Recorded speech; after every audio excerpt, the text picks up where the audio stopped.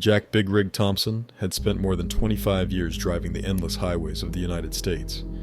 His truck, a massive red and black Peterbilt 379, was his pride and joy. He knew every route like the back of his hand. From the East Coast to the West Coast, Jack was the king of the road, crossing states, passing through cities and mountains, always in search of another load to deliver. But tonight, something felt different.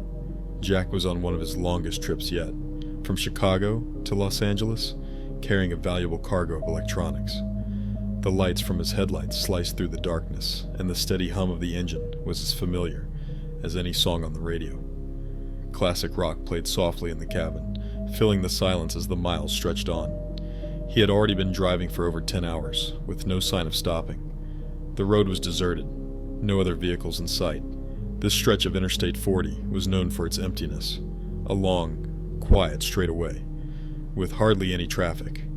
Jack loved the solitude, but tonight, something was off.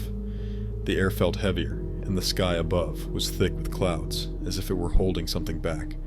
Then, without warning, the radio started to crackle. The music distorted, and a strange, muffled voice appeared, interrupting the broadcast.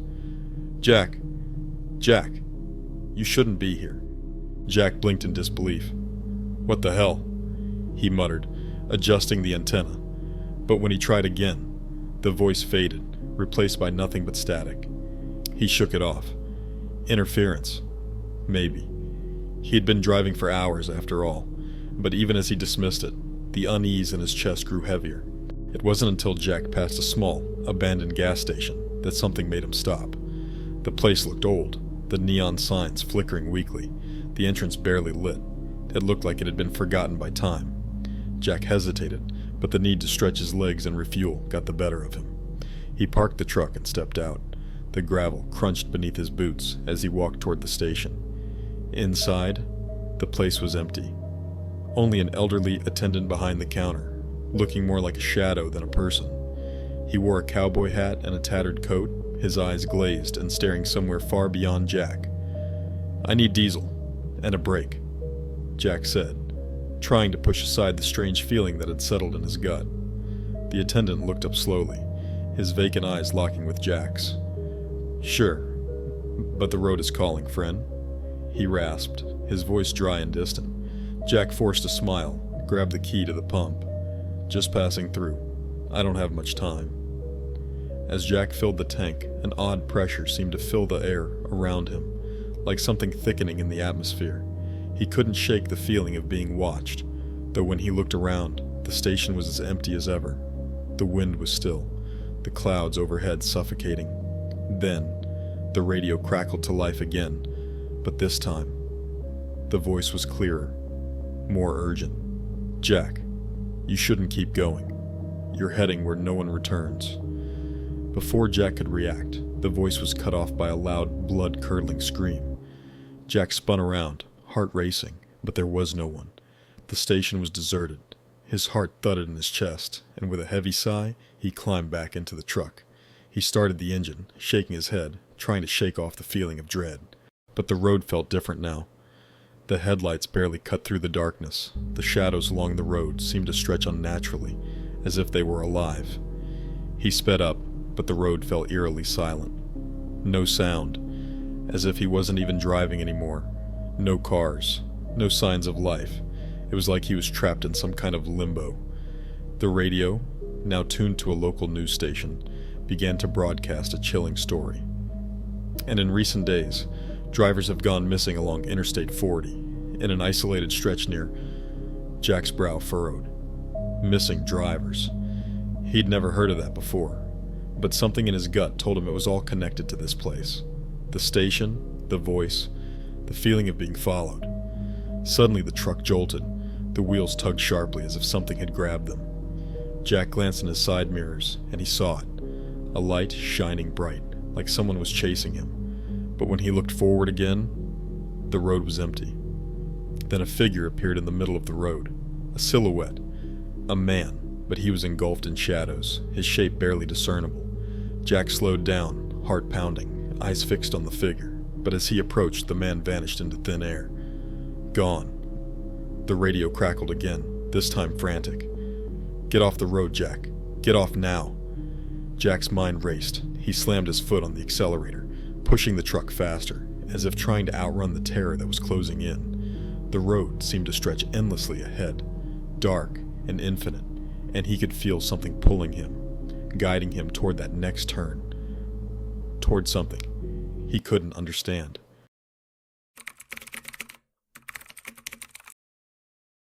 In the small town of Marlow, there was a place that no one dared visit at night.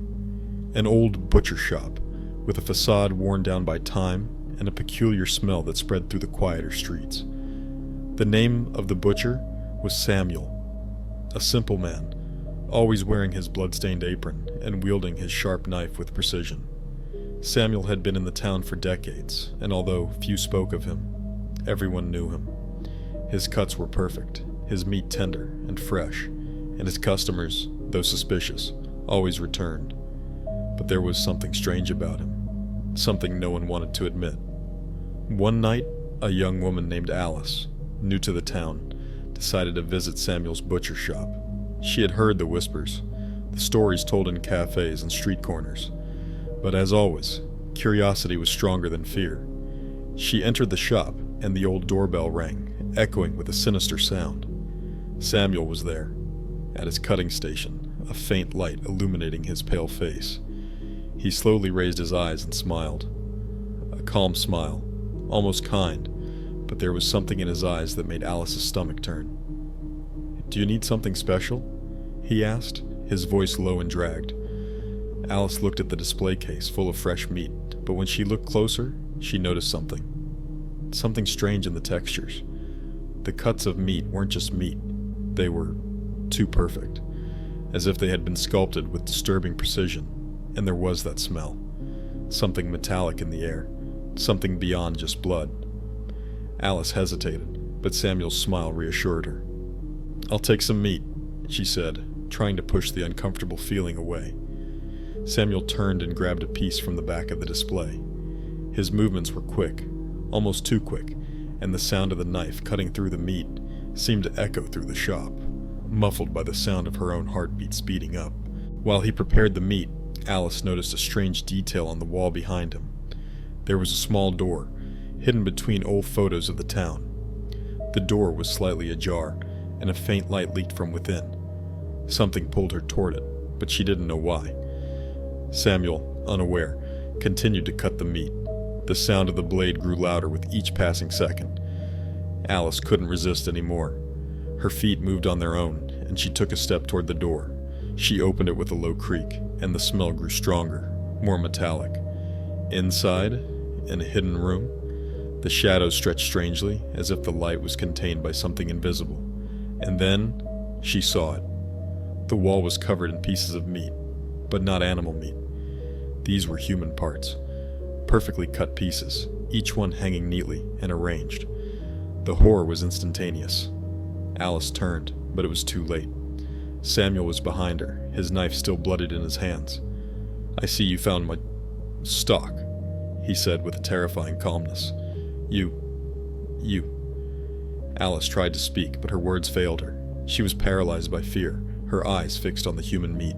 She knew what Samuel did, she knew what he was, but fear made her stay there, unable to react. Samuel took a step forward, and his voice sounded soft, almost affectionate. "I'm not like they think, my dear. I'm an artist. Each cut is a masterpiece. They don't understand. They'll never understand." He gave a sinister smile, slowly moving closer to Alice. "Now you'll understand." The knife cut through the air, and Alice screamed, but no one heard. The small town of Marlow remained silent that night. Samuel's butcher shop continued to operate. As always, the doors open, the fresh meat and the whispers echoed through the streets. The next day, the butcher shop was closed.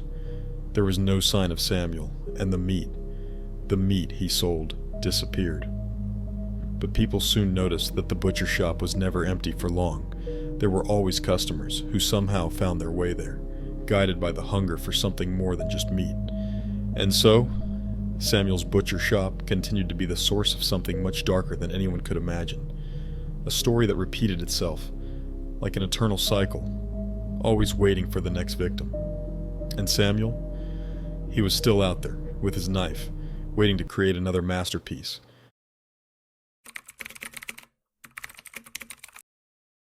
It was a cold Friday night when I walked into a bar on the outskirts of town. I had just moved into a new neighborhood and didn't know anyone, so I decided to check out the local watering hole, hoping to get a drink and maybe meet a few people. It wasn't a big place, just an old, worn-out tavern that seemed like it had been there for decades. The neon sign outside flickered, casting an unsettling glow onto the cracked sidewalk.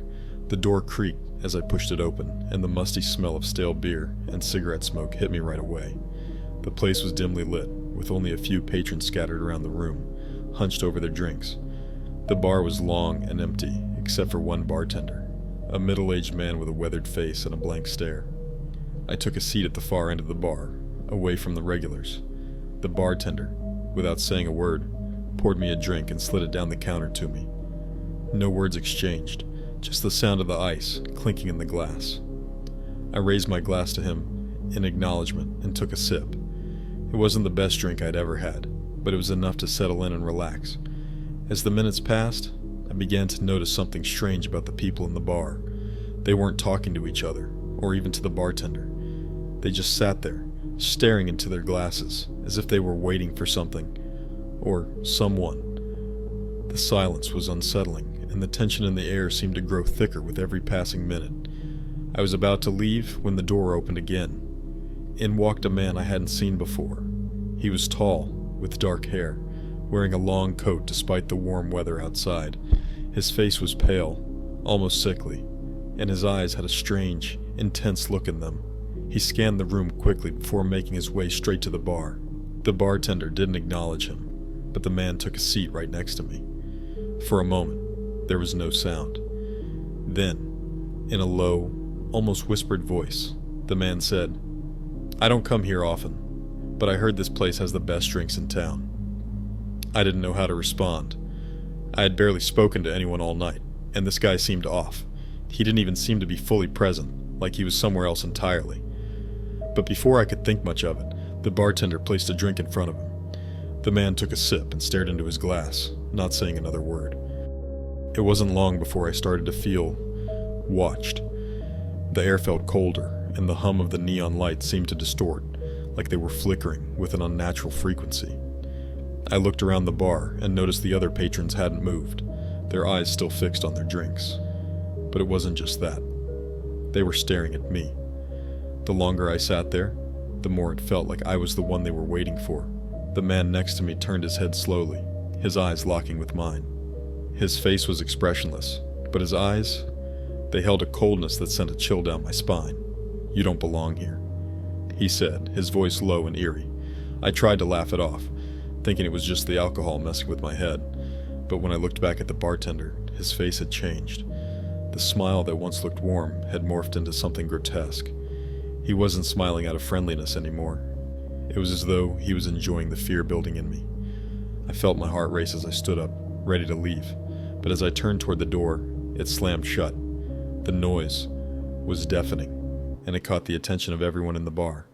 The man next to me stood up slowly, his eyes still locked on mine. "You can't leave," he said, his voice much louder now. "Not after you've seen what's in this place." I tried to open the door, but it wouldn't budge.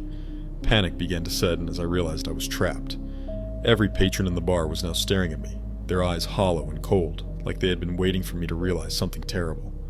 The man moved closer, his face twisted into something unrecognizable.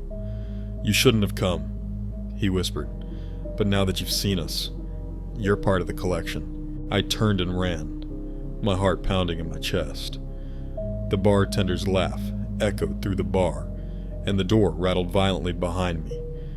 I could feel hands grabbing at me, pulling me back, but I fought them off with everything I had. Finally, with one last push, I broke free and stumbled into the cold night air. I didn't look back. I ran all the way home, and for the first time in my life, I didn't stop to catch my breath until I was safely inside my apartment. I sat there, trembling, my mind racing. What the hell had just happened? The next day, I drove by that bar again, hoping to forget the nightmare I'd experienced.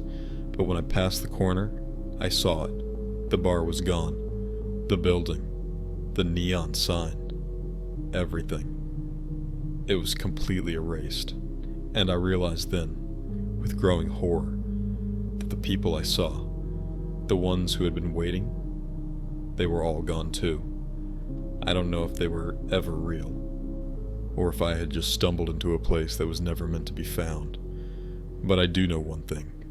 I've never gone near that street again, and I pray I never will.